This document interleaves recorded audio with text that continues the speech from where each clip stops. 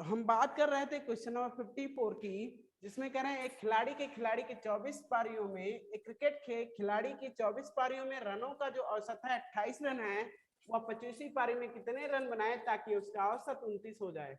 तो मैंने बताया ना कि औसत बराबर होता है कुल पदों का योग बटे में पदों की संख्या। यानी उसका अगर 28 औसत है और 24 पारियां खेला है तो कुल रनों का योग जो आएगा 24 गुणे 28, ये हो जाएगा 24 पारियों में। चलो गुणा करके देख लेते हैं। 24 का 28 से गुणा किया जाए तो 24 अट्ठे कितना होता है भाई, 25 अट्ठे होता तो 200 हो जाता, 8 कम हो जाएगा 200 में तो 192 कि 2, 24 दूना 48 और 19 9 8 17, कहने का मतलब 67, 672 यही आएगा ना। Yes sir.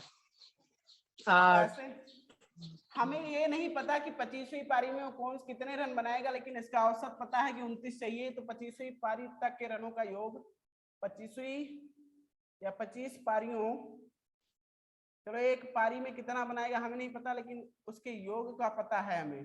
25 पारियों का योग अगर हम बात करें तो इसका औसत उस समय 29 हो जाएगा।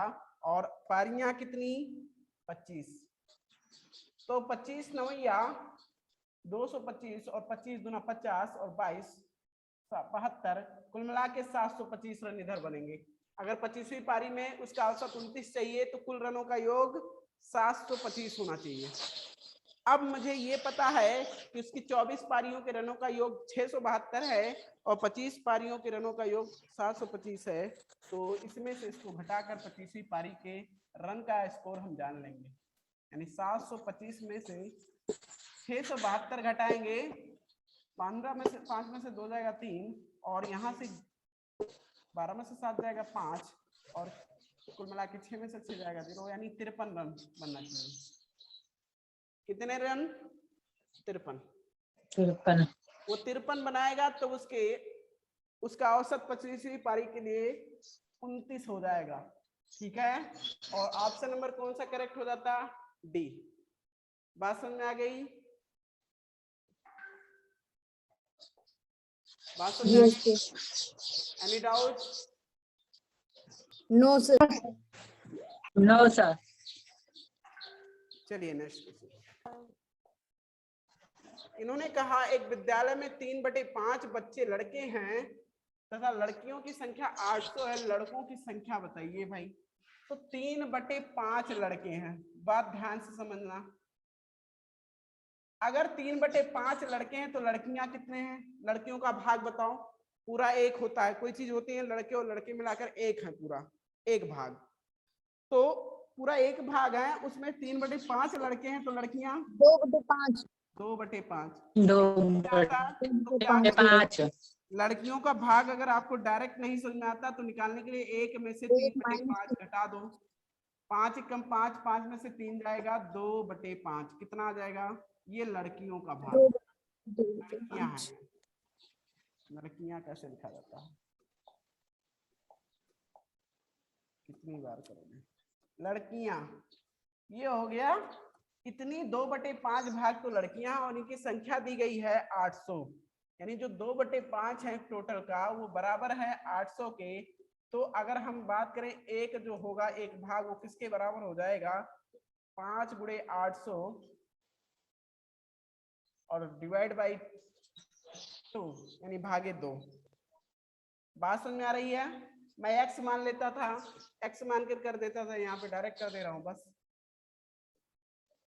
कुल मिला के 2000 तो कुल स्टूडेंट है, एक पूरा भाग मतलब 2000 कुल लड़के और लड़कियां हैं वहां पे।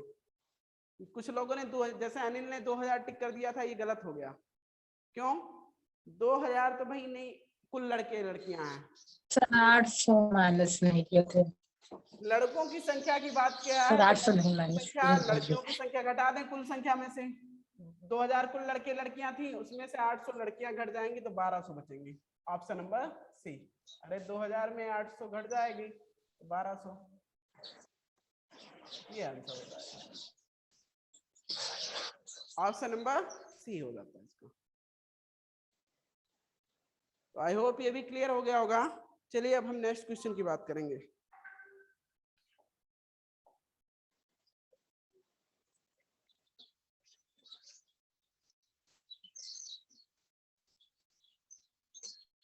इसको अंकों में लिखना था। 2,02,000 को अंकों द्वारा लिखने पर प्राप्त होता है। तो देखो हमने क्या किया, पीरियड के अकॉर्डिंग लिया। ये 2 लाख का पीरियड हो गया। अब उसके बाद आता है सर 1000 का। 1000 में कितने जीरो होंगे, मतलब कितने डिजिट, 2 डिजिट हुए, तो 0 0 कर दो। नहीं, 2 लाख कितने हजार है, 2000 है। 1000 में 2000 होगा, तो 1000 में 2000 कर दिया। फिर और कुछ है नहीं, तो 0 0 वंस प्लेस। ये हो गया 2,02,000। 2,02,000 कौन सा 2000 ऑप्शन नंबर सी। सी। बहुत ही आसान था। 2,02,000 ऑप्शन नंबर सी इसके लिए करेक्ट हो जाएगा। इन्होंने कहा 6 अंकों की छोटी से छोटी संख्या तथा 4 अंकों की बड़ी से बड़ी संख्या में अंतर है। तो 6 अंकों की संख्या छोटी से छोटी लिखना है, तो 1 के बाद 5 जीरो। ये 6 अंकों की छोटी संख्या होगी 1 लाख, सबसे छोटी संख्या। 4 अंकों की सबसे बड़ी संख्या हो जाएगी 9,999। इसका अंतर पूछा है, यानी घटा देते हैं। बड़ी संख्या में से छोटी संख्या घटा, 10 में से 9 जाएगा 1, 9 में से 9 जाएगा 0, 9 में से 9 जाएगा 0, 9 में से 9 जाएगा 0। यहाँ 9 में से कुछ नहीं है तो 9 बचेगा। इस तरह से 90,001 आ जाएगा। आंसर कौन सा करेक्ट होता है इसके लिए, ऑप्शन नंबर सी। बात समझ में आ गई, कौन सा ऑप्शन करेक्ट होता, ऑप्शन नंबर सी। अब चलिए नेक्स्ट क्वेश्चन की बात कर लेते हैं। Question number 58। इन्होंने कहा इसको सिंप्लीफाई कीजिए। मैंने क्या किया, इसको अलग अलग से सिंप्लीफाई कर लिया। कितने को पहले सॉल्व कर लो, कितने को, 3 गुणे ब्रैकेट में 13 प्लस 6 गुणे 7, ये था भाई। 3 मल्टीप्लाइड बाई 13 प्लस इसको पहले सॉल्व करो, कितना आएगा टोटल। 6 7 जा 42 और 30 55।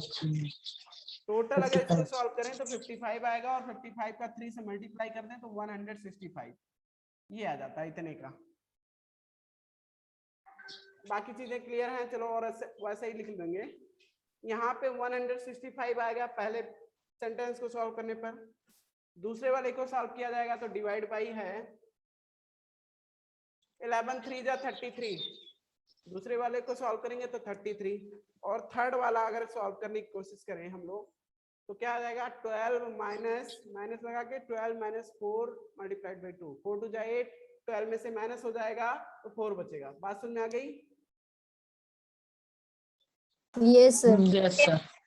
अब देखो बस इतने, 33 को से डिवाइड कर दे 165 को तो 5 टाइम जाएंगे, और यहाँ -4 चल रहा है, और इस तरह से 1 आएगा आंसर। क्या आएगा, 1। शायद अनिल का ये रॉन्ग हो गया था, अनिल का 0 आंसर आ रहा है, जबकि आंसर होना चाहिए था 1। ऑप्शन नंबर बी इसके लिए राइट आंसर हो जाता। ऑप्शन नंबर बी इसका करेक्ट आंसर होता। यस। अब बात कर लो नेक्स्ट क्वेश्चन की।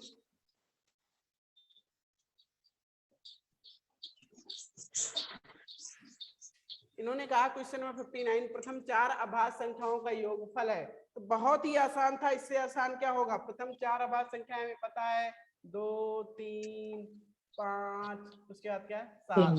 ये प्रथम 4 अभाज्य संख्याएं हो गई, मतलब प्राइम नंबर हो गए। अब इन प्राइम नंबर्स का सम, तो 3 2 5 5 10 7 17, यानी कौन सा ऑप्शन हो जाता, ऑप्शन नंबर डी इसके लिए करेक्ट हो जाता।